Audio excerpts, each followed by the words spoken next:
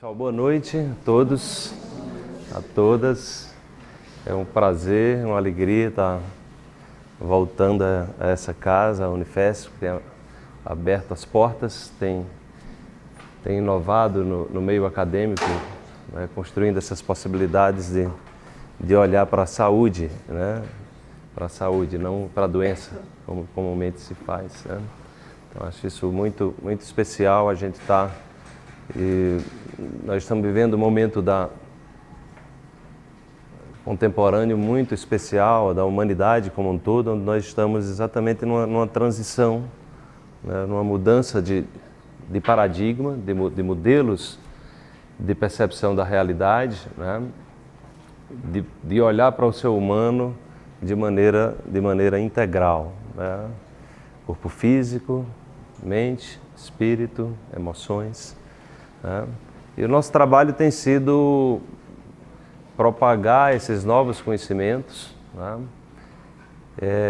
Trazendo as ferramentas, que nós temos mais conhecimento, que é essa área chamada física moderna. A física moderna é a física, envolve a física quântica e relativística, e outras áreas da ciência, né? Porque o que está acontecendo hoje é que a velocidade das informações, né, são muito grandes, então as coisas estão acontecendo muito rapidamente. O acesso à informação é muito rápido também, o mundo todo está conectado via internet em tempo real. Os jovens estão dando uma contribuição significativa, as crianças também, os animais, né, como a gente está vendo aqui. Então nós estamos num momento de contemplar essa realidade na sua integralidade, e, naturalmente, com o intuito de cumprir a nossa missão, né? O que é que a gente está fazendo aqui, afinal de contas? Sempre foi uma pergunta que eu me fiz desde cedo, e acredito que todos vocês devem se fazer. Afinal de contas, o que é que a gente está fazendo aqui? O que é que nós fazemos aqui? Para que estamos aqui? Por que estamos aqui? E, enfim, pela minha experiência, como ser humano, como todos vocês, todos nós estamos buscando ser felizes, ser pessoas melhores, tá? Ser mais saudáveis e contribuir também para que o mundo seja melhor, né? Naturalmente que cada um de nós é um reservatório de experiências, né? E nesse trabalho que eu venho propagando e vivenciando, eu venho tendo como referência exatamente a questão da experiência, de experimentar a realidade, né? De contribuir para as bases de uma ciência que esteja desapegada das suas estruturas de crenças e que possa estar sempre, né, aberta a olhar mais além, né, aberta a olhar para o novo. Mas naturalmente que o novo precisa ser investigado. Então, a compreensão que nós temos é que o verdadeiro cientista é aquele que está aberto à investigação, né? Nos meus cursos, seminários, eu costumo dizer, vocês não precisam acreditar em nada do que eu estou falando aqui, mas isso faz parte da minha experiência. Você pode apenas comentar a minha experiência, mas, né, de repente, quando nós nos abrimos para a experiência do outro, nós podemos investigar se isso faz algum sentido, né? E aí nós podemos falar da nossa própria experiência, né? Ou seja, nós podemos falar da nossa própria história com as variantes que cada um de nós temos, sejam culturais, sejam espirituais, sejam geográficas, né? Então a gente vive num mundo onde cada ser, no lugar que vive, ele sofre influências de vários aspectos, né? Então eu sou do Nordeste, eu nasci no sertão de Pernambuco. Então vocês, às vezes tem dia aqui, eu estou quase um mês aqui passando por São Paulo e voltando, e às vezes eu penso que estou no Nordeste, está tão quente aqui, né? Mas há uma diferença que a gente tem o mar do lado, né? Então hoje eu moro em Recife, eu sou sertanejo, e o sol do sertão é inclemente, né? É muito forte, né? Então tudo isso gera uma estrutura, né? O próprio clima influencia na cultura, na forma como a gente se veste, nos hábitos, enfim. Nós somos seres influenciados pela natureza, onde nós nascemos, e onde nós nascemos em função da geografia, isso influencia os padrões mentais também, isso é muito claro para mim. Quando eu viajo e vou para lugares que tem mar, tem praia, eu percebo que as pessoas têm um comportamento diferente. As pessoas das montanhas, eu vou para Minas, percebo que também ali há um comportamento diferente. Não tem mar, mas tem cachoeira, tem água, então tem floresta. Então você vai percebendo que o meio ambiente, ele cria uma zona de influência, E aí essa perspectiva que nós trabalhamos aponta para que, na verdade, aponta no sentido de que nós somos seres do cosmos, nós somos habitantes de um universo que tem uma certa inteligência. Então nós temos hoje, a nível científico, evidências de que o nosso planeta se comporta como um ser vivo. E nós temos hoje, com o auxílio da física moderna, de que o nosso universo também se comporta como um ser vivo. E que nós somos veículos nessa ponte dessa comunicação com o universo, e a nossa mente é o veículo que permite a gente interagir, interagir com esse gigantesco ser vivo, e que nos parece que... Opa, chegou o microfone. E que nos parece que está sempre agindo no sentido de que a gente evolua. Então essa percepção que eu venho tendo das coisas, que a gente vive num universo que nos empurra para a evolução. Ele próprio vive um processo evolutivo desde o chamado Big Bang, A teoria astrofísica mais aceita hoje é que o nosso universo tem em torno de 13,7 bilhões de anos, surgiu de uma explosão, de uma singularidade, e que até hoje nós ouvimos a radiação de fundo de micro-ondas, é possível ser medida, mostrando que esse eco dessa explosão ainda é possível ser ouvida hoje. E que esse universo se expande, ele continua em movimento, ele continua se expandindo, E nós estamos aqui testemunhando todo esse processo, Ora, e o que é que a física moderna, física quântica, a física relativística tem contribuído no sentido de uma mudança de cultura, de uma mudança de cultura na saúde? As pessoas me perguntam muito isso, dou palestras, viajo muito, dou cursos. As pessoas estão sempre me perguntando: o que é saúde quântica, o que é medicina quântica, que a física quântica tem a ver com saúde. Certamente vocês devem ter alguma pergunta nesse sentido também,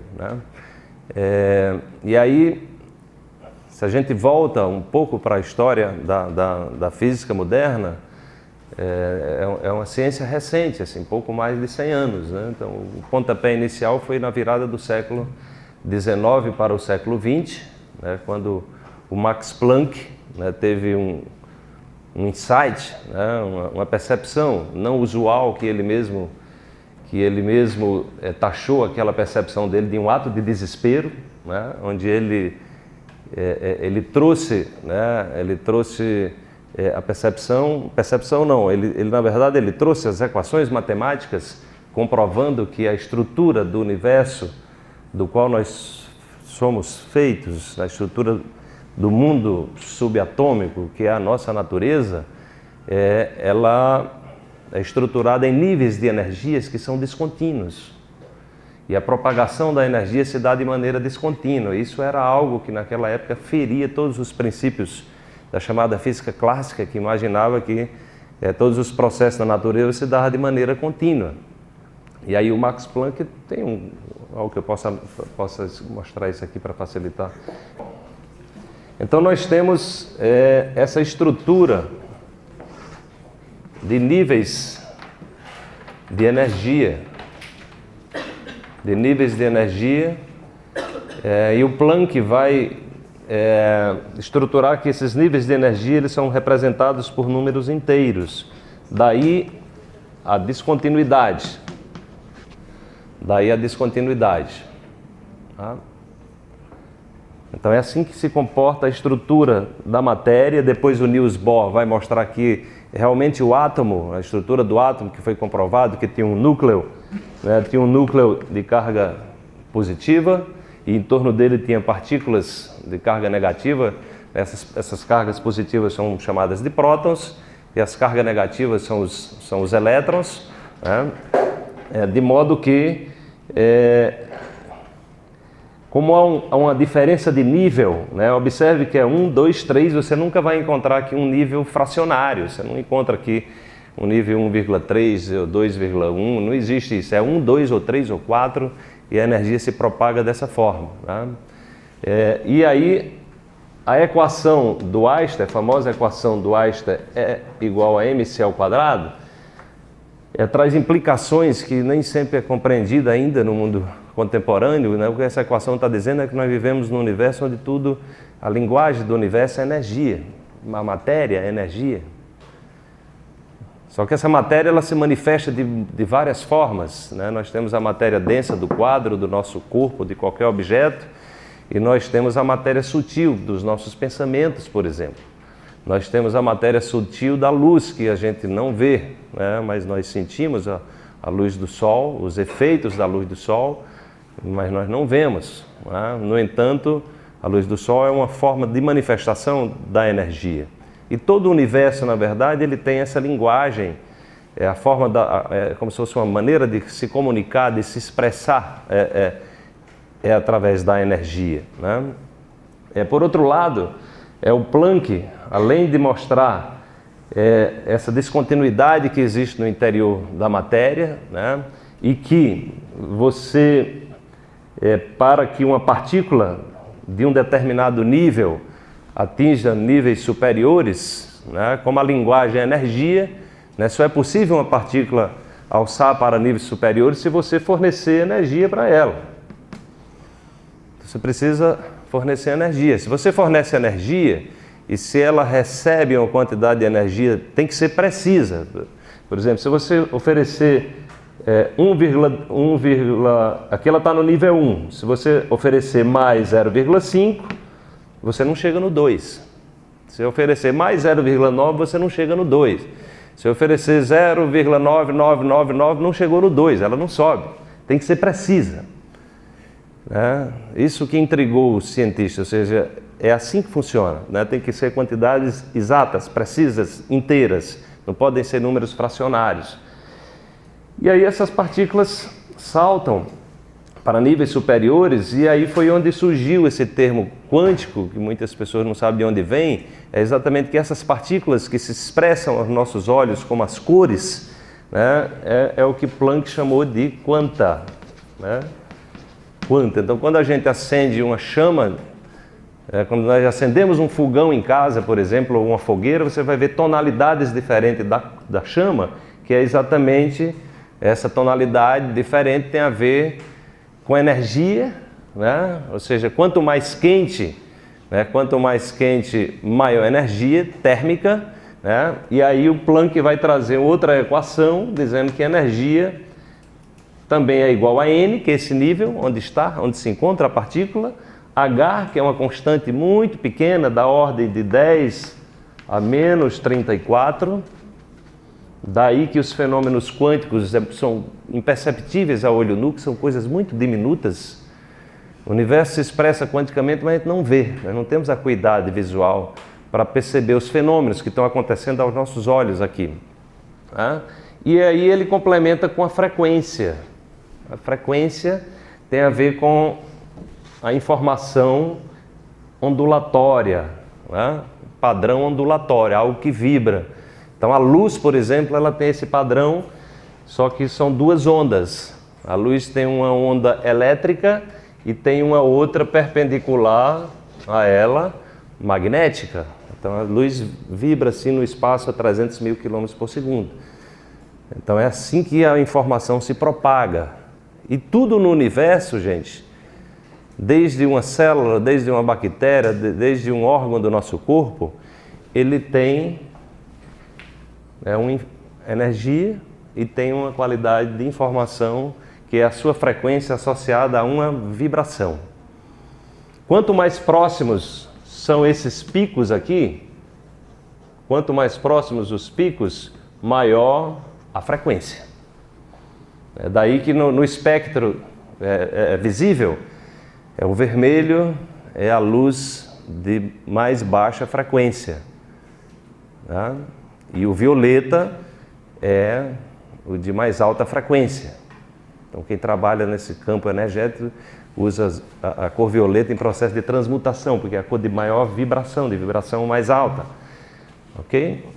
Bom, então o que é que isso tem a ver com saúde, né? Isso tem a ver com saúde é que a partir do momento que a gente compreenda o universo na sua linguagem, né, energética e vibracional, né, nós vamos compreender que uma inteligência regeu aí essa orquestra sinfônica universal, né, e por bilhões de anos, né, nós viemos evoluindo. Os estudos da microbiologia mostram que nos 2,5 bilhões de anos nesse planeta só tinha micróbios, né, bactérias, vírus, fungos, né?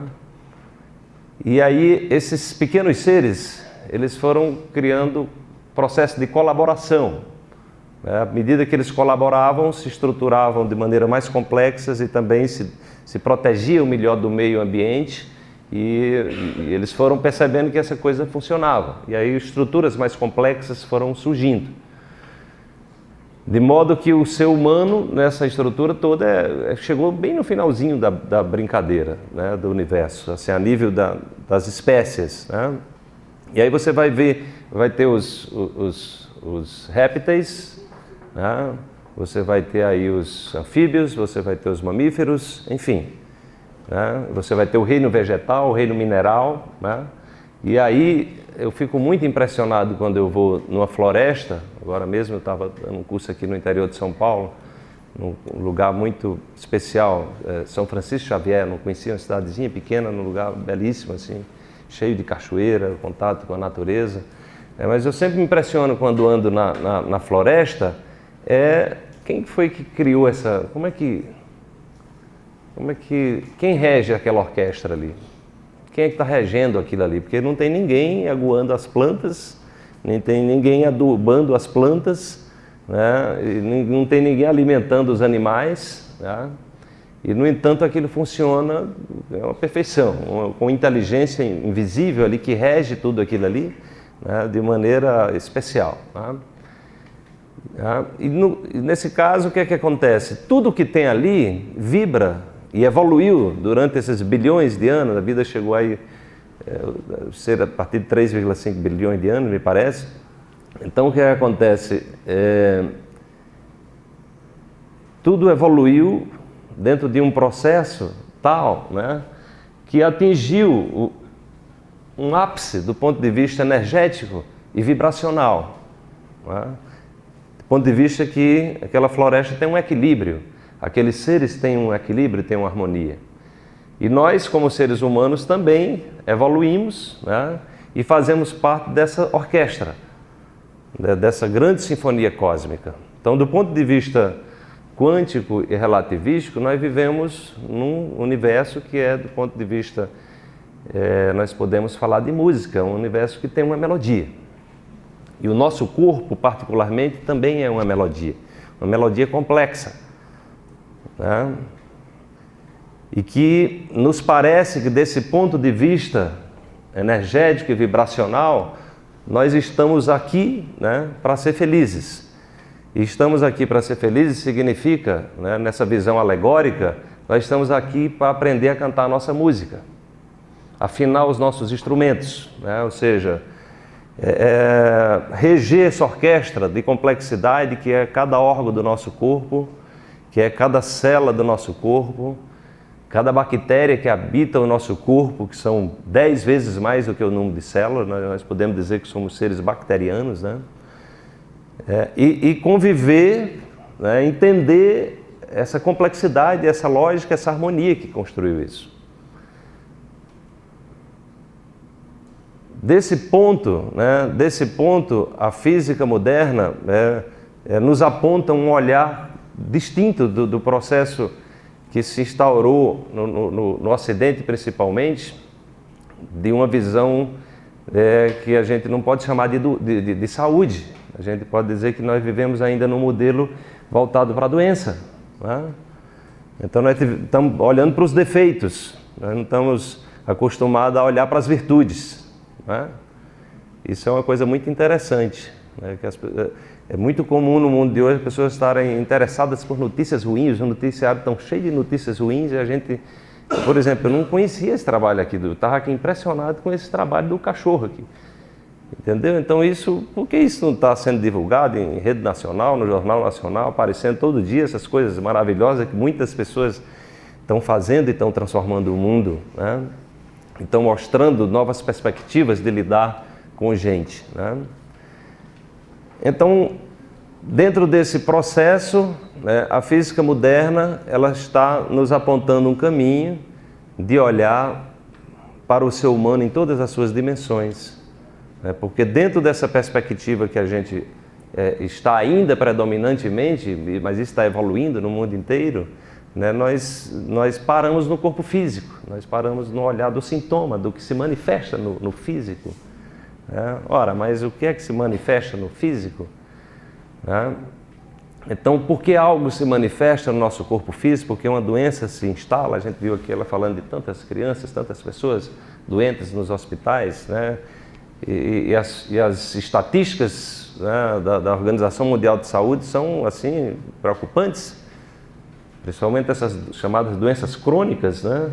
Então, a estatística aí para os próximos 20 anos são alarmantes. Então, você diz, mas olha, e como é que é algo, como é que está funcionando, como é que a sociedade, com tanto conhecimento que nós temos, e nós não desconfiamos que esse modelo tem algum limite aí, porque você toma remédio, você vai para o médico, você vai para, enfim, qualquer que seja o profissional de saúde, e você só tem perspectiva de aumentar as doenças e não diminui nunca, e as pessoas não estão se curando. Então, por que não olhamos para isso? É como se fosse um nível de miopia, né? E o modelo se propaga e se repete, e as pessoas estão lá, né, sempre no olhar da doença, né, da dor, do sofrimento. Então, é o foco na dor, no sofrimento. Dentro dessa perspectiva, quando a gente olha para a floresta, né, nós percebemos que ali tem uma inteligência que está regendo aquilo ali, em harmonia, em equilíbrio. E aí, o ser humano, quando ele entra, o modelo, né, o modelo que nós temos hoje de agricultura, ele é semelhante também ao modelo de tratamento de saúde da doença. É muito semelhante, né? Ou seja, desconhece a diversidade que é uma floresta. Então a floresta é a diversidade, tem tudo, tem de tudo. E tudo em abundância, em tudo em fartura. Então nós derrubamos a floresta, né, e nós plantamos uma única planta, né, uma única cultura. E aí quando você planta uma única cultura, você tira exatamente a harmonia do sistema. Ou seja, o instrumento começa a desafinar, porque aí surgem, numa quantidade muito grande, as pragas que como não tem diversidade, não tem quem combata, não tem quem harmonize o sistema, né? E agora nós estamos vivendo um momento muito especial, onde tem um movimento aqui no Brasil muito forte, chamado de agrofloresta, que busca resgatar essa inteligência. Ou seja, nós na verdade já tem uma tecnologia que foi desenvolvida, muito avançada, muitíssimo avançada, né? Então nós precisamos imitar, né? Como é que a natureza chegou a essa complexidade toda? Como é que ela conseguiu elaborar esse sistema tão espetacular, tão complexo?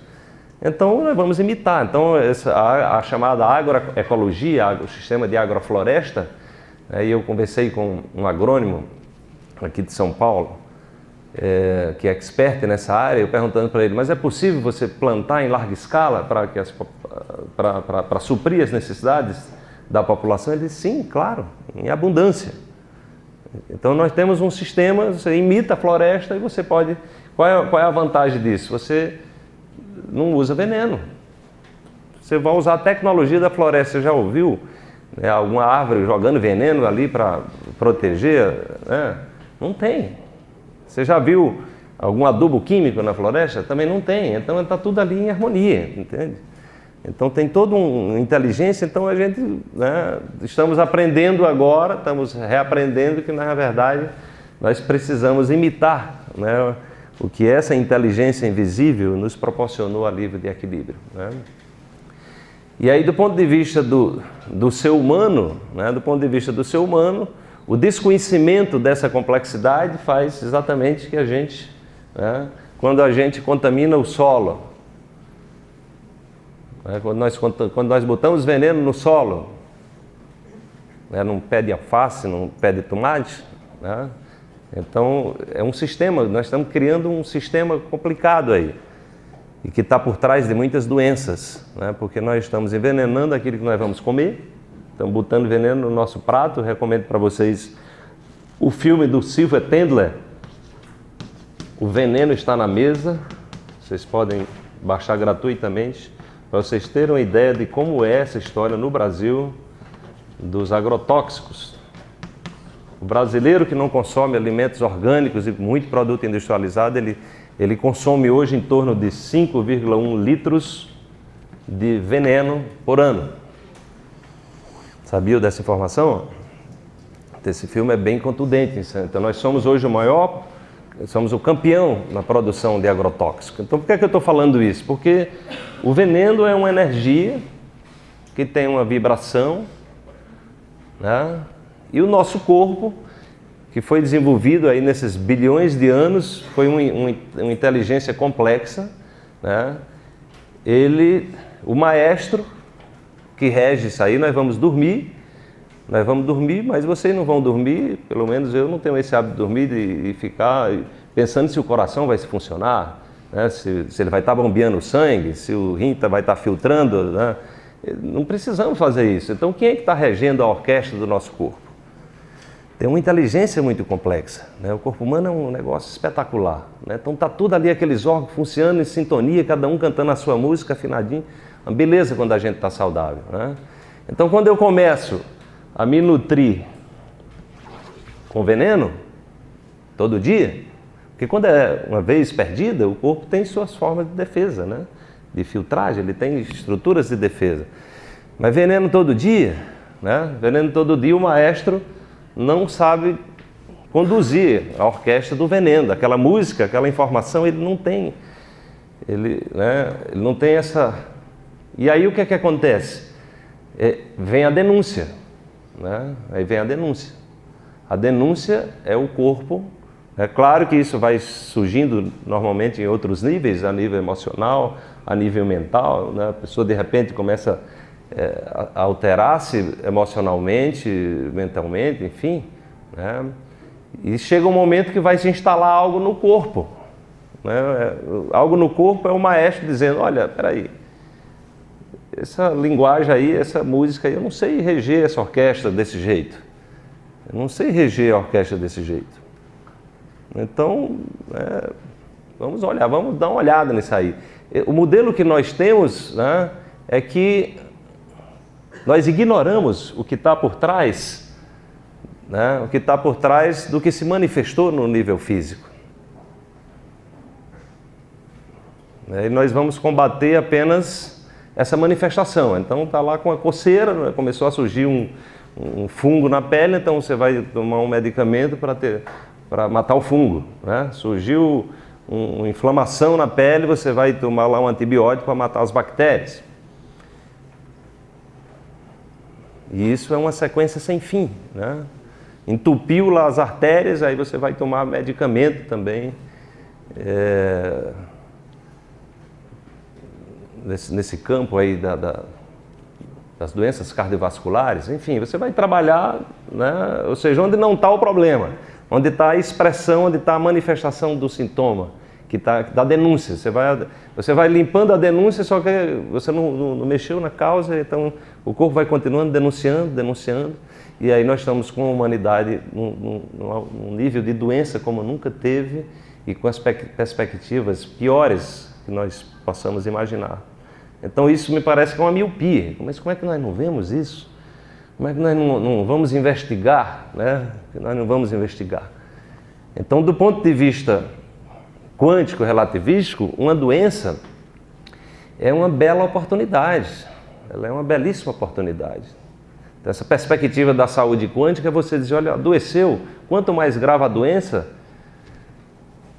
maior a possibilidade de transformação. Não é? Fico imaginando que no futuro, a gente com uma formação que compreenda, né, que na verdade, quanto maior o desafio, maior a possibilidade de um salto qualitativo na nossa vida. Então é como se uma pessoa com doença muito grave, o médico, né, estimulasse ele a ficar alegre com isso. Oh, que maravilha, que doença espetacular que você tem. Você não imagina, né, resolvendo isso, as possibilidades de transformação que você tem, de repente, se conectar com o que você tem de melhor. Então, do ponto de vista do alimento físico, quando algo se manifesta no meu corpo, eu vou exatamente olhar, vou começar, digamos, pela matéria mais grosseira, mais densa, né? O alimento que a gente bota no prato, né? A água que a gente consome, a maioria das águas minerais, não sei se vocês sabem disso, são águas ácidas. E os meios ácidos são o meio onde se desenvolve o câncer e a maioria das doenças. Aqui em São Paulo vocês têm a Minalba, que é uma água com pH 8 ponto alguma coisa. Mas lá em Pernambuco, a melhor água que nós temos lá, em Daiá, é 4,5, água ácida. Então você imagina esse veneno que vai para a terra, que vai para a água, que vai para as fontes, né? E termina, quem é que vai beber a água? Nós mesmos. Então nós não percebemos que estamos dentro de um circuito fechado, que não somos capazes de impactar uma região do planeta sem que isso também nos impacte. Nós estamos dentro de um sistema de interconexão. Então o modelo quântico também mostra muito claro isso. Você quando está lá no meio, no interior da matéria, você tem hoje descoberto mais de 260 partículas. E eu mexo numa partícula, eu mexo no todo. E sempre volta para a partícula. Uma ação numa partícula não tem como não reverberar sobre ela mesma. Então a gente vai percebendo que estamos, né, num processo de compreender, né, que a dor, o sofrimento, ele é uma oportunidade. Ele é uma grande oportunidade de autoinvestigação, em todos os níveis. Aí nós vamos analisar o que comemos, e aí, estou comendo muito veneno, qual é a qualidade?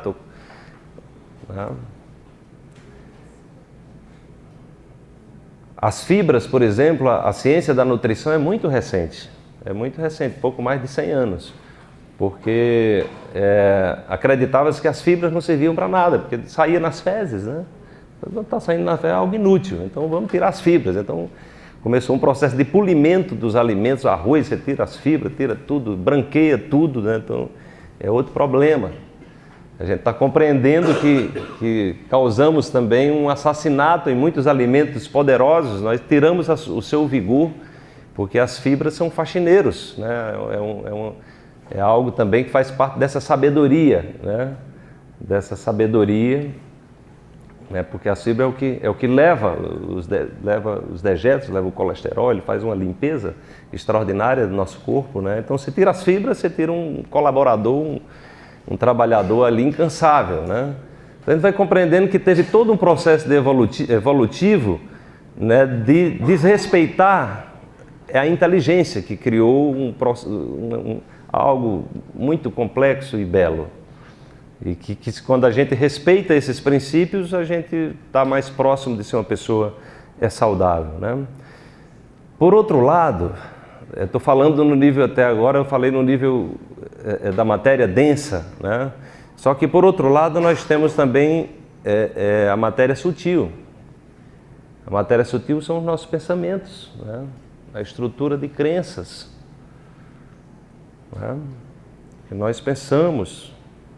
E, na minha experiência como educador, isso foi um dos motivos que me apontaram para buscar novas estratégias, novos modelos de educação. É a compreensão que nós temos um modelo onde das coisas essenciais a gente não fala sobre nada que é essencial.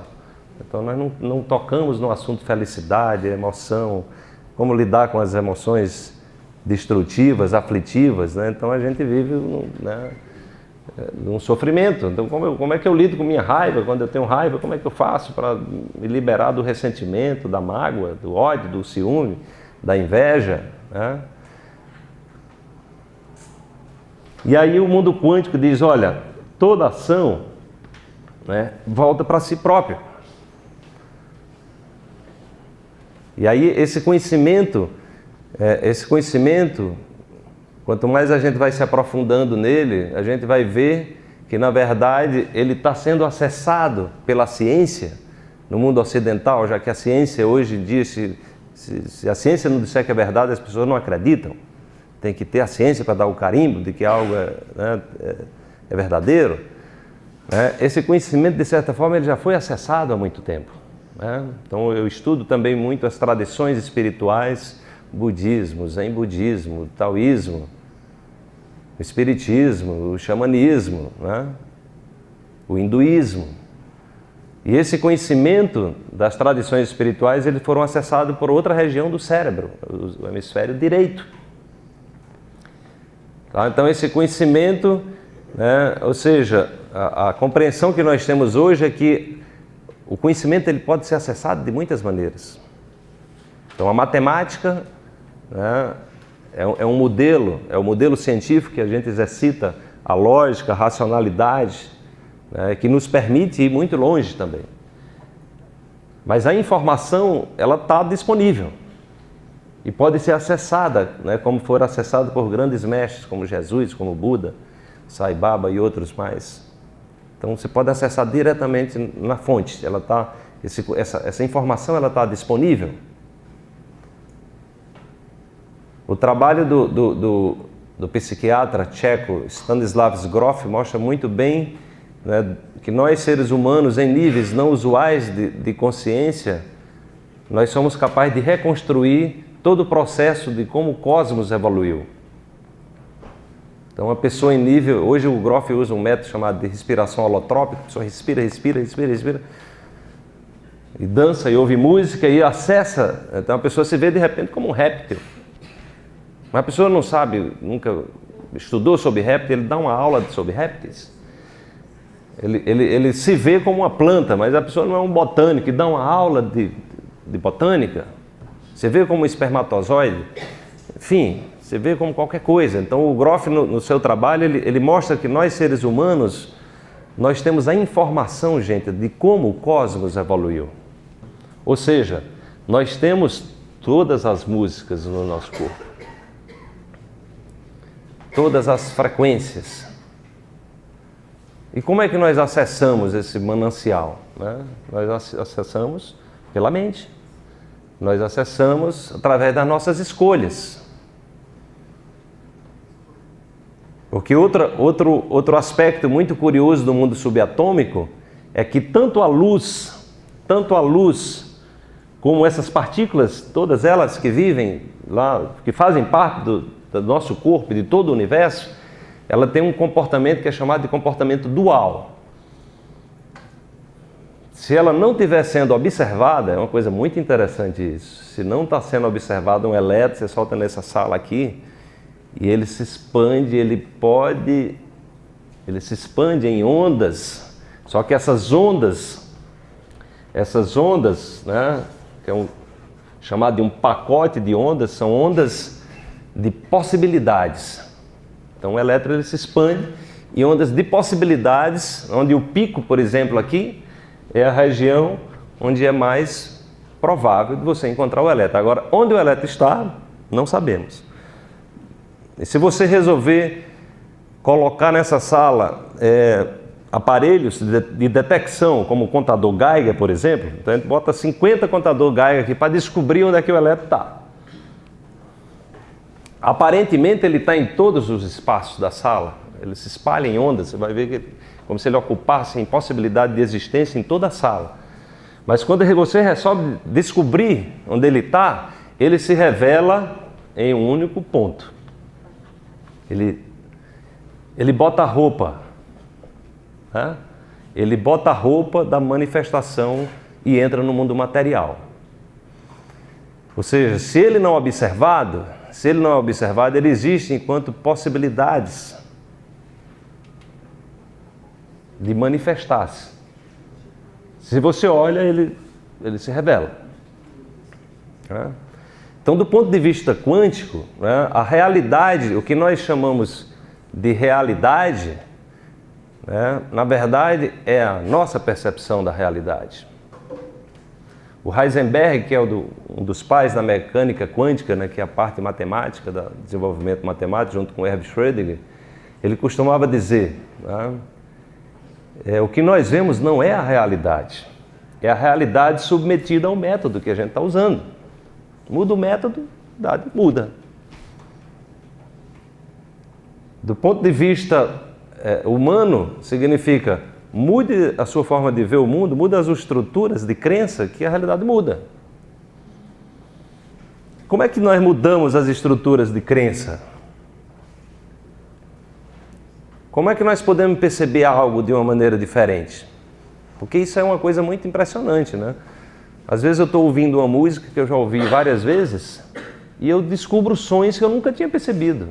Mas eu ouço muito música dirigindo, né? Quando eu estou com o carro, entrou no carro, eu boto uma música. Então tem música, de repente descubro um som que eu não percebi, aquele tom ali. Mas não estava ouvindo isso.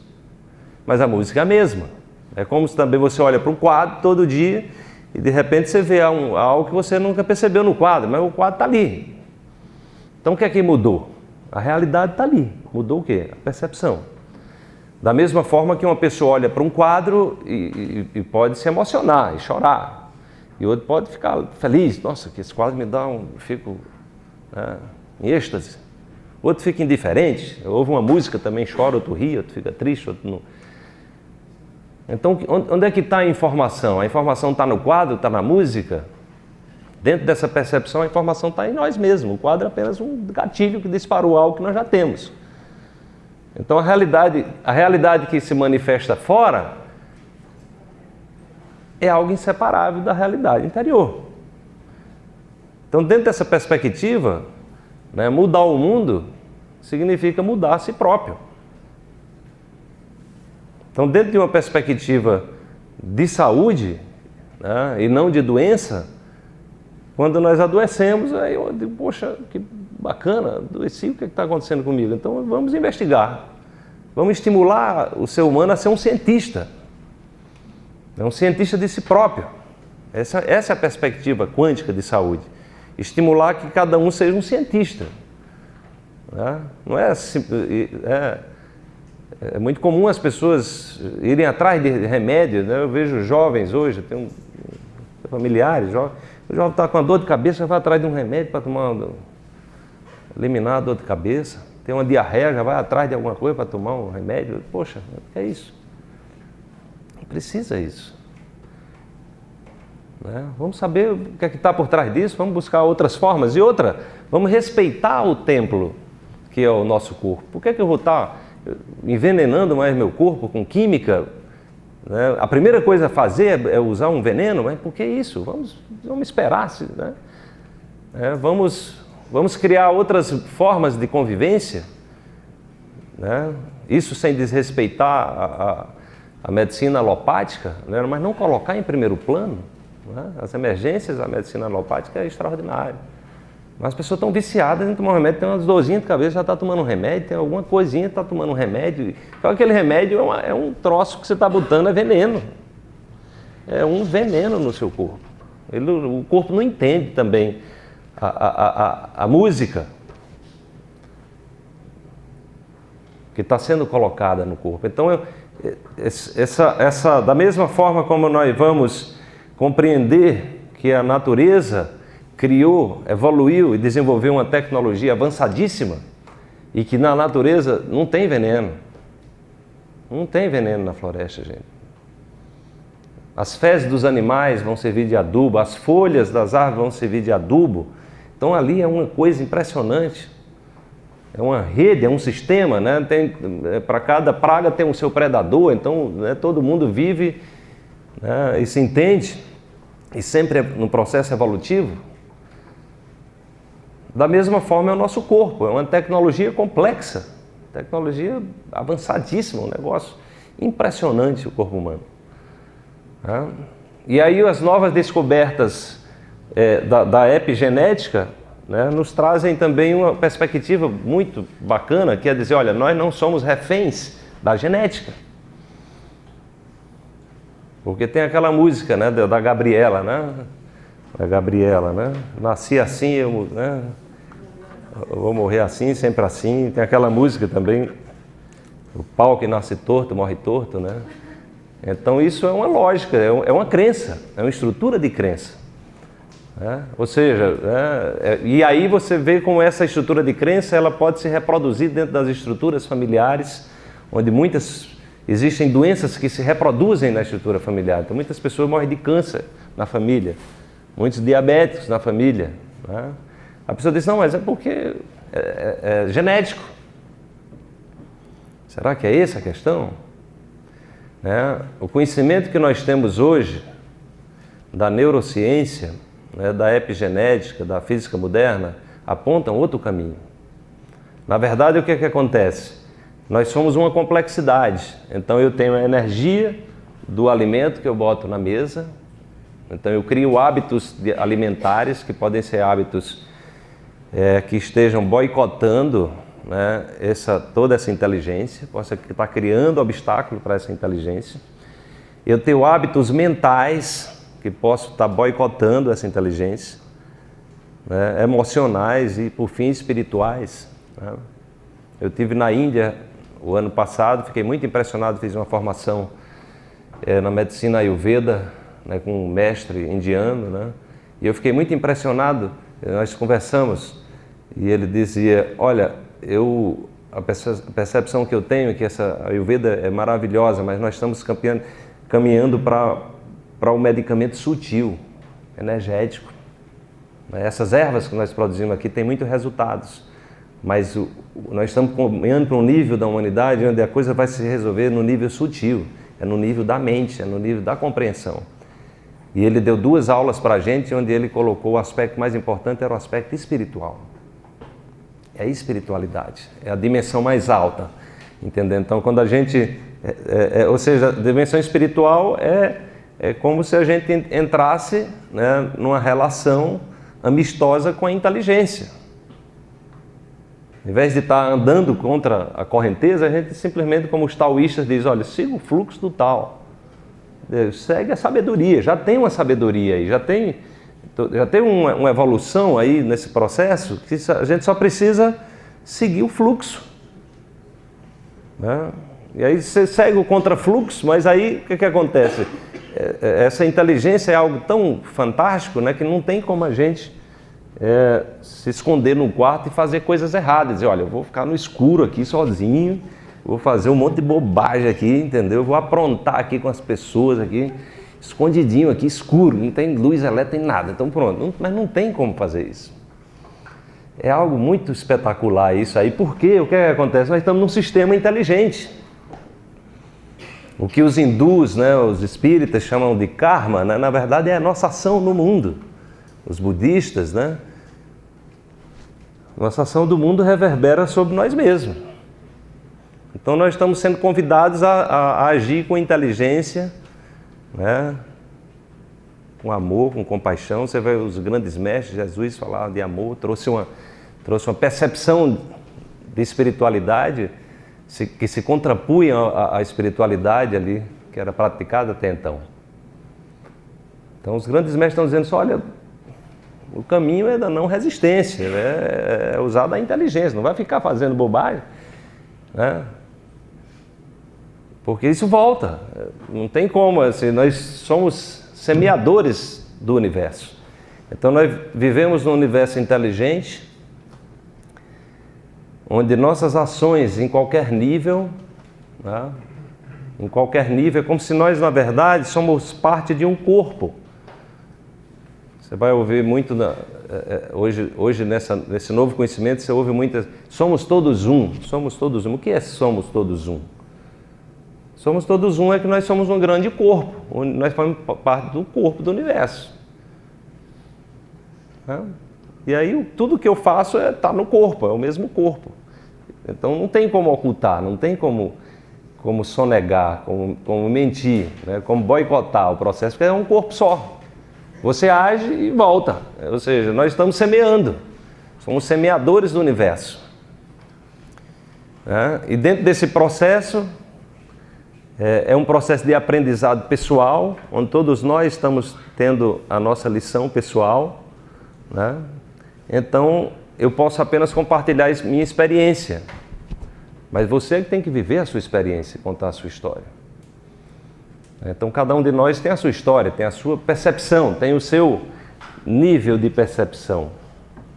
Então, a realidade às vezes está acontecendo e a gente não está percebendo, né? A gente não está acessando, não é que não, então a realidade está ali, mas a gente não está percebendo, não está preparado para perceber aquilo.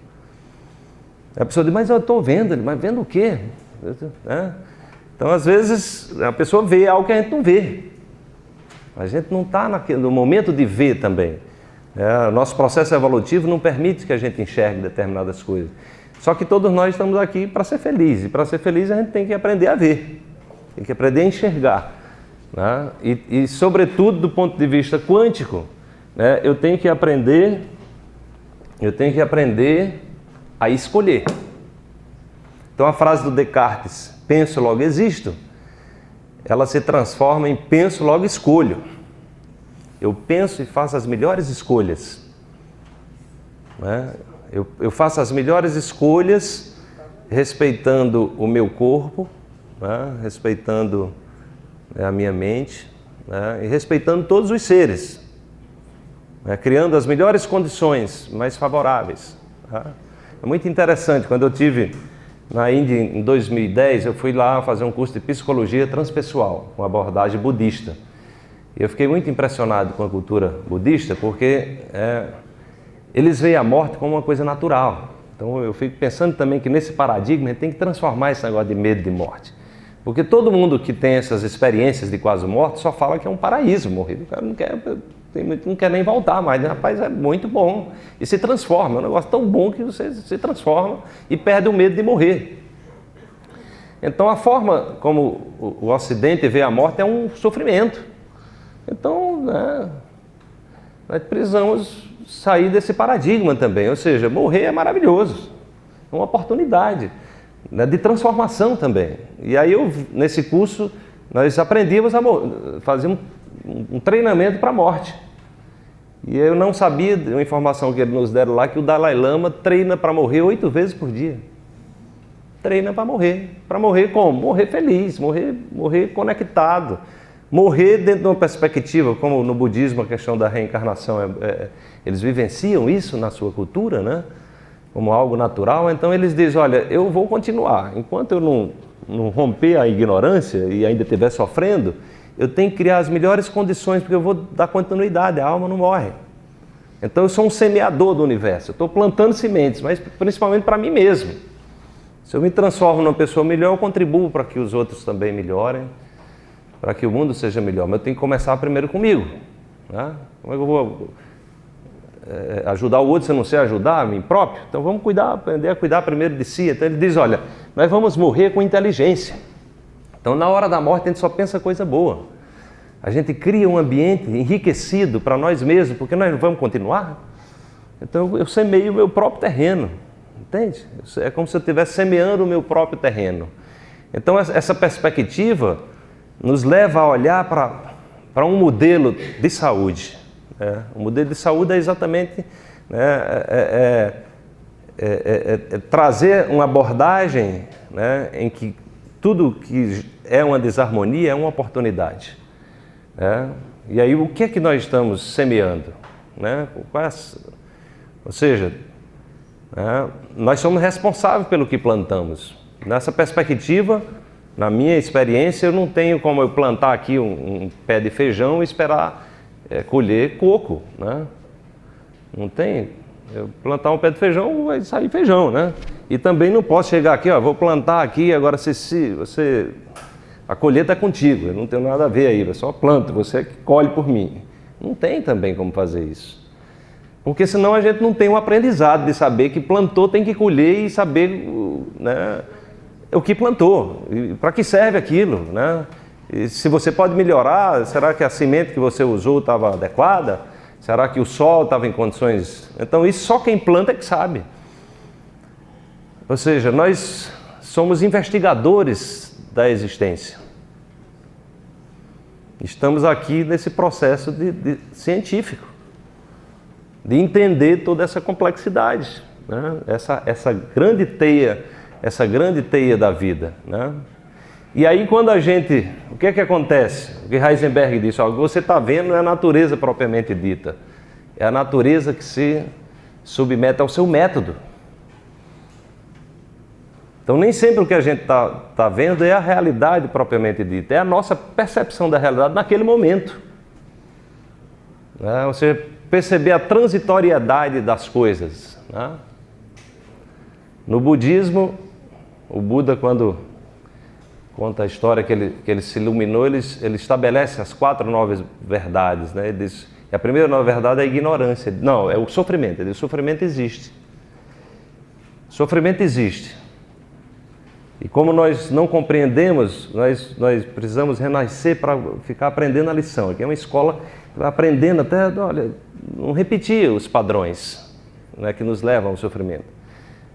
E aí ele vai dizer, olha, e o sofrimento, a base do sofrimento é o apego e a ignorância. Mas não é ignorância assim de uma pessoa que não sabe ler, né, que não sabe matemática, não sabe português, que você vai encontrar pessoas que nunca foram para a escola e são sábias, né? Assim, necessariamente um conhecimento acadêmico, ele não significa que a pessoa tem sabedoria. Isso não é necessariamente inerente. Às vezes a pessoa pode ter, né, todos os títulos do mundo e ser uma topeira, um ignorante. Atira no próprio pé, cria sofrimento para os outros, né, cria estrutura de sofrimento, principalmente para si próprio. Né? Então, essa questão do apego tem a ver com o pacote de ondas. Porque o apego é a nossa estrutura de crença a acreditar que a nossa realidade é a realidade de todo mundo. Então, diante de uma determinada circunstâncias, nós nos comportamos sempre do mesmo jeito, condicionadamente.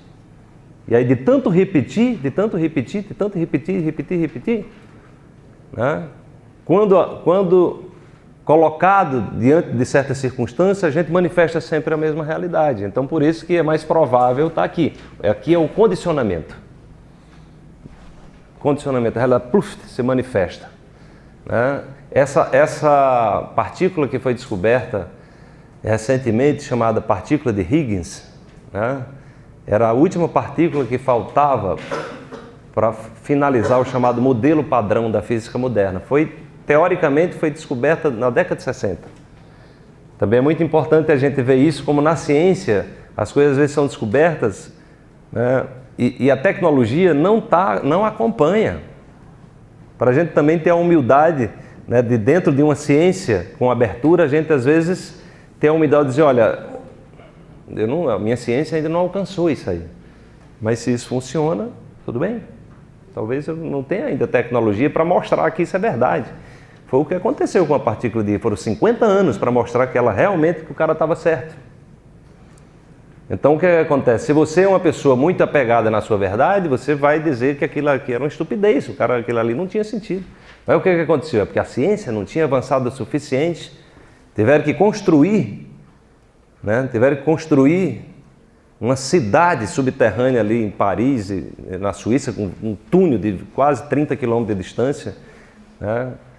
Com milhares de cientistas trabalhando, um investimento gigantesco para provar que uma partícula existe. Mas por que tanto interesse, né, em provar que essa partícula existe? Porque essa partícula, por isso que é chamada de partícula de Deus, é ela que explica como há uma transição entre o que é padrão de possibilidade de se manifestação e o que se manifesta. A partícula de Higgs é a roupa. É a roupa, né? É a roupa, né? É a roupinha, né, do elétron, por exemplo. O elétron não observado, ele existe enquanto potencialidade de manifestação, né? E aí quando entra o observador, entrou o observador, né, é onde entra a partícula de Higgs. Então é uma coisa espetacular isso, gente. E aí vai se entender como é que o universo se manifestou do ponto de vista material. Então ele vai trazer uma explicação de como o cosmos evoluiu materialmente, né?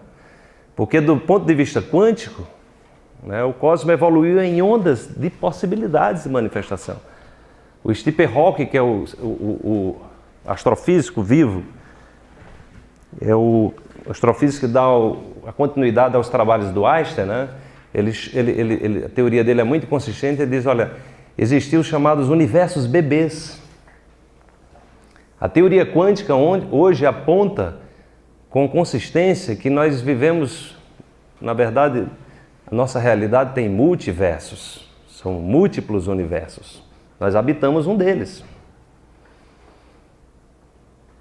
E muito curioso que quando o elétron salta, você fornece energia para o elétron e ele salta de um nível para outro, o Niels Bohr, que é o arquiteto do átomo, prêmio Nobel de Física, né? Ele mostrou matematicamente que o elétron salta de um nível para o outro, ele está aqui, você forneceu energia precisamente o nível preciso, ele aparece aqui. Mas não é possível encontrar o elétron entre as órbitas. E o elétron está onde? Onde é que o elétron foi parar quando ele saltou de um nível para o outro? Olha só que coisa espetacular. É um dos paradoxos da física moderna, né? Então, dentro dessa perspectiva, tem um outro cientista, o Hugh Everett, na sua tese de doutorado, ele vai apontar para a existência dos universos paralelos, que é hoje uma teoria aceita, né? A física quântica aponta para isso. Então é possível que esse elétron aqui, ele não está aqui nesse universo, ele não está no nosso espaço-tempo. Está onde? Está em outra dimensão. É o curioso que esse salto quântico, né, nós podemos trazer essa percepção de um salto quântico a uma mudança súbita de percepção. As curas, muitas curas, chamadas curas milagrosas, as curas quânticas, então pessoas têm um câncer e de repente... São inúmeros casos disso. E normalmente são associados a padrões, mudanças de padrões mentais. Então, ou seja, a doença, quando ela é vista como uma oportunidade, ela pode gerar um processo motivacional, né? Onde aquilo gera um processo de transformação violenta e a pessoa entra num campo de autotransformação, de autocura. Ela acessa o programa de autocura. Ou seja, acessa a música, né? Então, dentro dessa perspectiva, nós estamos aqui para aprender a cantar a nossa música. E quando cantamos a nossa música, nós não adoecemos. Isso na verdade, as pessoas me perguntam, mas quando surgiu, eu sou engenheiro eletrônico, de onde surgiu seu interesse pela saúde? Eu digo de mim mesmo, da minha história de vida. Eu tive muitos problemas quando criança, problemas respiratórios. Tomei muitos antibióticos, corticoides, né? Até que eu descobri a homeopatia, por acaso. E fiz um tratamento sério assim, com a homeopatia e teve de uma hora para outra, minha médica investigando, ela disse, olha, descobri o seu remédio. Acho que estou na pista certa, acho que o seu remédio, na homeopatia tem um remédio chamado de remédio único, que é o remédio, gente, né? Tem um fenômeno na física chamado de ressonância. Ressonância é o seguinte, todos nós temos uma frequência única. Ou seja, todos nós temos uma música única. É nossa impressão digital do ponto de vista energético e vibracional. Temos uma impressão digital material, né? Mas temos um energético e vibracional. Quando nós encontramos na natureza algo que vibre na nossa frequência, então há uma amplificação desse sinal.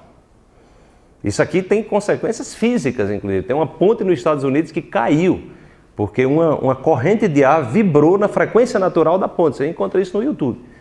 E o que aconteceu? Vibrou na frequência natural, houve o processo de ressonância, foi que essas duas ondas, né, houve uma interferência positiva e o padrão vibracional, a amplitude, ela começou a vibrar numa amplitude maior. Como era uma ponte de concreto, começou a vibrar muito, rachou, caiu. Né? Do ponto de vista energético, né, esse remédio único da homeopatia, eu compreendo que ele, na verdade, ele me ajudou a entrar em sintonia com a minha música. Né? É como se, do ponto de vista da medicina dos chakras, a gente tivesse alinhado os nossos chakras. É a nossa comunicação, né? A nossa comunicação com o mundo, vibracional, informacional. Então, os chakras são uma música também, o vermelho, o laranja, cada um associado a um sistema, ao sistema endócrino, ao sistema nervoso, né? Aos caminhos energéticos da acupuntura. E aí, de repente, você bota tudo para girar direitinho, né? Tá tudo, o violão afinado, né? Tá beleza. Então, o que acontece? Instala um programa de autocura. E desse jeito, de uma hora para outra, eu fiquei bom, assim, eu fiquei tão espantado com aquilo. Eu digo, mas o que aconteceu? Eu tomei um medicamento aqui, umas gotinhas, um negócio que não tem nenhuma química, só tem informação, e isso mexeu com a minha estrutura, como é que pode isso? Então, fiquei muito espantado com isso. Então, de certa forma, eu estou aqui em função da minha própria história, né? Eu lidei com a doença, me abri para algo que eu nunca tinha ouvido falar, ninguém me falar. Eu descobri a homeopatia por acaso num folheto, e como curioso fui ver o que é que se funcionava aquilo ali. Então, eu fico imaginando que nós estamos num momento de estimular, né, um modelo de ciência, né, que tem abertura, né? Que tem a abertura e a humildade de reconhecer que, às vezes, a ciência não é capaz de explicar alguns fenômenos. Não tem ainda instrumentos capazes de detectar certos fenômenos. Então, não é você dizer, olha, não existe, porque eu não posso medir aqui. Peraí, mas todo dia eu vejo isso, todo dia eu tenho uma experiência lá na minha casa, tenho inúmeras experiências. Não, mas eu não tenho como medir isso. Bom, então, entende como é que é? É a expansão de um modelo, onde a gente, ao invés de dizer, olha, se não se submete ao meu modelo, não é verdade. Porque você imagina, gente, as culturas, as inúmeras culturas que tem no mundo, né? A medicina Ayurveda, a medicina mais antiga do planeta, um negócio espetacular. Esse médico lá, Dr. Partap Chauhan, ele vem, o programa dele de saúde preventiva passa em mais de 150 países e a Unesco deu o título de melhor programa de saúde preventiva do mundo. Ele tem um trabalho com as doenças crônicas com resultados espetaculares. Mas a Ayurveda, né, com a chegada dos ingleses na Índia, foi escanteada, né? Hoje está sendo resgatada essa... E é uma medicina integral, corpo, mente, espírito. Tudo. Né? E é isso, o modelo quântico de saúde é uma medicina integral. Mente, corpo, espírito. A medicina tibetana, a medicina indiana, eu fui dar uma palestra uma vez aqui no Rio de Janeiro, no Congresso Médico de Homeopatia, e aí quem estava lá era um índio da tradição tupi-guarani, Cacaverá, não sei se vocês já ouviram falar. Ah, vai ter aula com ele? Ele vai falar dos chakras? Ó? Pois é, eu não sabia que os índios sabiam de chakras. Peraí, o que é isso? Eu fiquei espantado, o cara deu uma aula de chakras. Então eu pensava que chakra era coisa dos hindus, né? Eu digo, o que é isso? Então, aí você vai chegar, né? Aí você vai chegar e dizer, olha, né, o meu modelo, sinto muito, mas o seu, né, você está falando aí, não se encaixa no meu modelo, eu sou o dono da verdade. Entende? Então a gente, na verdade, temos que ter a humildade de reconhecer que a realidade ela vai se manifestar de várias formas, né? Em várias frentes, em várias culturas, porque os processos são distintos e me parece que existe dessa forma que é para a gente exercitar a diversidade e a tolerância. Né? Porque não tem no universo, é como a floresta, você vê o universo inteiro é muito abundante, são muitas árvores, são muitos animais, são milhares de espécies de flores, de répteis, de mamíferos, de fungos, de bactérias, então é tudo muito, e tudo muito diferente. Né? E tudo tem um papel, assim, na natureza a gente não vai sair dessa coisa, não, a bactéria é melhor do que o fungo, é melhor do que o... Né? Não tem isso, não tem um aspecto comparativo, é um sistema, onde cada um faz parte da sinfonia, é uma bela de uma melodia. E aí você tem, mas como é que é isso aqui? Aí nós temos o japonês, nós temos o chinês, nós temos o indiano, né? Nós temos o negro, nós temos o branco, né? O europeu, então nós temos o americano. Veja, como é que surgiu tanta gente diferente? Então parece-nos que na verdade essa é a essência da existência, a diversidade. Para que a gente exercite, né, a compreensão que é assim que as coisas se manifestam. Não é que um é melhor, não, o branco é melhor do que o outro, não existe, né, nessa coisa que é o melhor. Na verdade, esse ser, ele tem em si todas as potencialidades. Eles têm todas as possibilidades da manifestação. E nós estamos, na verdade, né, aprendendo a escolher. Porque se você perguntar a um negro se ele quer ser feliz, quer ser feliz. Perguntar a um branco se ele quer ser feliz, quer ser feliz. Ao índio quer ser feliz, quer ser feliz. Você pode andar por todas as partes do mundo, gente, está todo mundo querendo ser feliz. Todo mundo querendo ser feliz. Agora, o que é que acontece? Muitas vezes, o desconhecimento dessa informação básica, né? Por isso que eu fico imaginando que a física moderna no futuro vai ser ensinada para as crianças, é desde cedo a gente ter essa compreensão, que a gente vive num universo que está conspirando o tempo todo para a gente evoluir. Nós não vivemos num universo que não existe nenhum Deus nos punindo, nem querendo nos punir, isso é bobagem, isso é uma crença, não tem ninguém nos punindo, né? A não ser as nossas próprias estruturas mentais. As nossas próprias. Então, o que acontece? O sofrimento significa o universo querendo nos dar uma chance, né? Nos dar uma possibilidade de reconhecer nossa grandeza. Às vezes, poxa, por que você está agindo de forma... Você está parecendo tão pequeno, você é tão grande assim, rapaz? E aí, até o sofrimento é um caminho que nos empurra para a luz, né? Então essa perspectiva quântica da saúde, ela muda o cenário, que é saúde, não é doença. Nós temos um modelo de doença. Lá em Recife tem um plano de saúde, até conversei com a Ceci, o grupo que faz parte da comissão científica, que no simpósio que nós estamos organizando, nós vamos ter apresentação de trabalhos científicos, né, que vocês estão convidados para apresentar trabalhos que tenham, e também para jovens, vocês, né, jovens de ensino médio também vão poder apresentar esses trabalhos, né? Então, e aí eu estava falando exatamente que a gente tem hoje um plano de saúde interessado, né, num hospital quântico. Aí a gente está, né, estou voltando agora essa semana, vamos nos reunir para pensar isso. O que é um hospital quântico? Mas o que é um hospital quântico?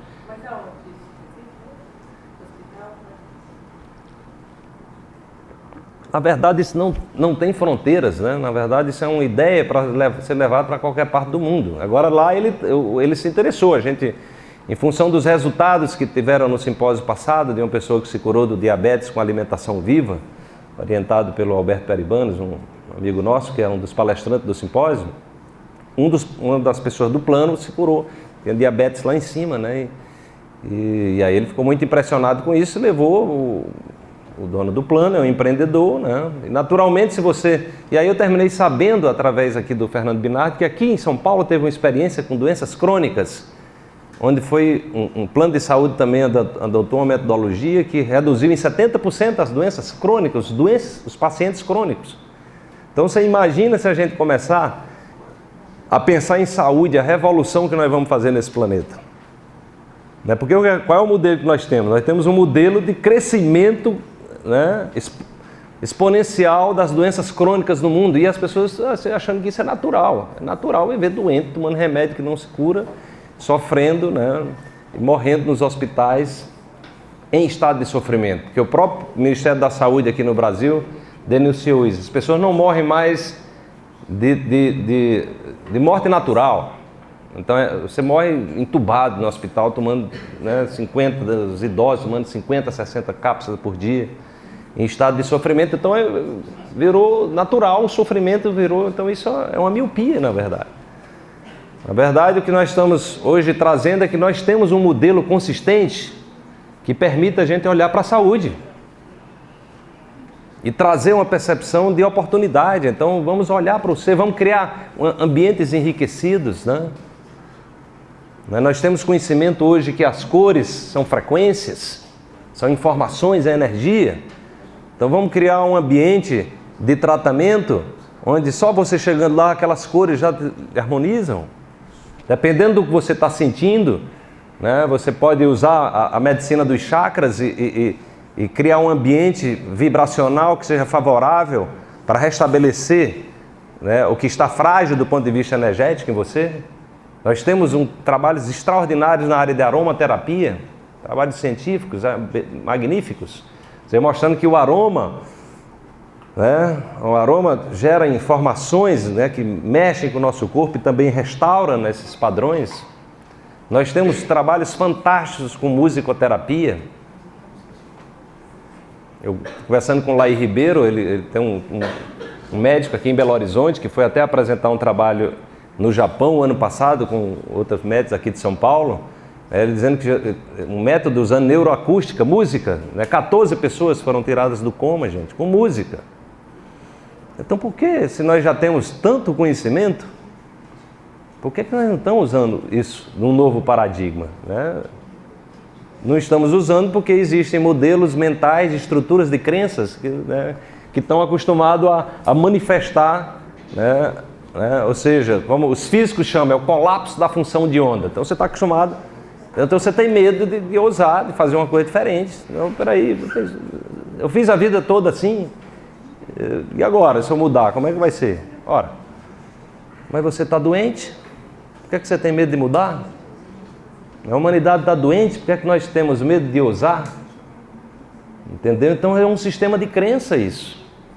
Né? Então essa perspectiva nós estamos trazendo, né, de maneira consistente, que nós temos como mudar. Nós temos hoje um arsenal de conhecimentos científicos capazes de impactar e promover uma nova cultura verdadeiramente de saúde, porque nós temos hoje ainda uma cultura, né, uma cultura de doença. Cici, como é que está meu tempo? Só para eu... Ah, já está. Se não fala nada aqui, eu vou até meia-noite. Né? Não tem. A Ângela avançou no seu, porque agora a gente tem os narradores que já estão esperando após. Ah, é? Narradores de passagem. Bom, gente, então, nós, só para finalizar, gostaria de convidar todos vocês a estar... nós vamos ter aqui uma overdose desse conhecimento em setembro, 13, 14 e 15 de setembro. Infelizmente, a pessoa que está organizando, me assessorando nesse evento aqui em São Paulo, foi para o Rio e teve... O carro dele quebrou, ele ia trazer todo o material de divulgação. Eu trouxe só uns flyerzinhos aqui, e aí, mas a Cici depois passa para você. Então, são 20 cientistas no AMB e também uma feira acontecendo paralelamente, onde estão exatamente, a proposta da feira é trazer as novas tecnologias em saúde, né? Tecnologias sustentáveis. Nós vamos ter atendimentos, se quiser, de repente, se quiser montar um espaço lá de atendimento, né, ambulatorial, de repente, aqui da Unifesp, dos cuidados integrativos. Então a ideia é exatamente que a população vá lá, seja atendida, né, sinta os efeitos de tudo isso, de muitas coisas especiais que estão acontecendo, né? Então nós vamos ter conhecimentos teóricos e práticos. A ideia, na verdade, é uma provocação em cima dessa perspectiva de que nós temos hoje né, se nós precisamos da ciência para nos empoderar, né? Então nós temos uma ciência, né? E aí, mais uma vez, agradecer a Cici e todo esse movimento aqui na Unifesp, uma das universidades mais importantes do Brasil. Isso já é um sinal, é um sintoma que a gente está no processo de mudança. Ok? Obrigado.